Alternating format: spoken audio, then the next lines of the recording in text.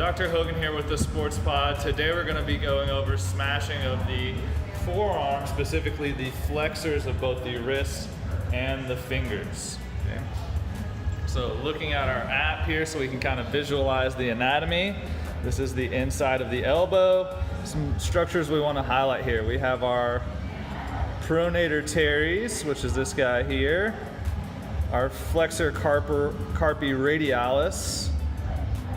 Our flexor digitorum superficialis, and then over on the back side here we finish up with the flexor carpi ulnaris. The important thing here is we can see they all come up and attach in kind of the same area. Okay?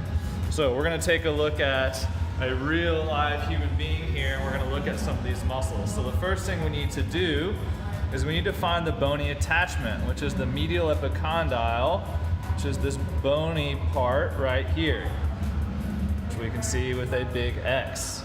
Then if we look at the actual muscles and how they attach, we have the pronator teres here, which creates a lot of rotation, specifically pronation of the forearm.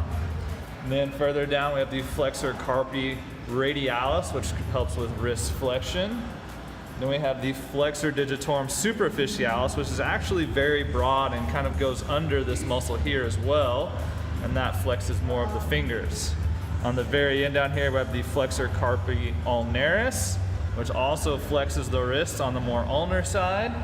Then we also have a deep muscle in here called the flexor digitorum profundus, which lies underneath these two. Okay? In order to smash into this tissue, we're going to find that medial epicondyle, and we're going to come out roughly an inch, and we're going to work through all of this tissue right here. Okay? So it's important we work through all of that and not just this pathway here or this pathway here, okay? So in order to smash into this tissue, Koha's gonna swing around here, okay? He's gonna place his arm on a bench or a small table. We've already found that bony landmark, so we're gonna come out into the soft tissue. He's gonna place the ball right there and put a lot of pressure in here. You can see he even uses his body to kind of back it up. Going to flex the wrist and the fingers, making a fist. He's going to apply that pressure and then open the wrists, open the fingers in order to move that tissue. Okay. He's going to continue to slowly work out of that flexion and extension for 90 seconds, working on any tissue that might give him trouble. Okay. So this is, once again, this is Dr. Hogan. We just went over smashing of the forearm, wrist, and finger flexors.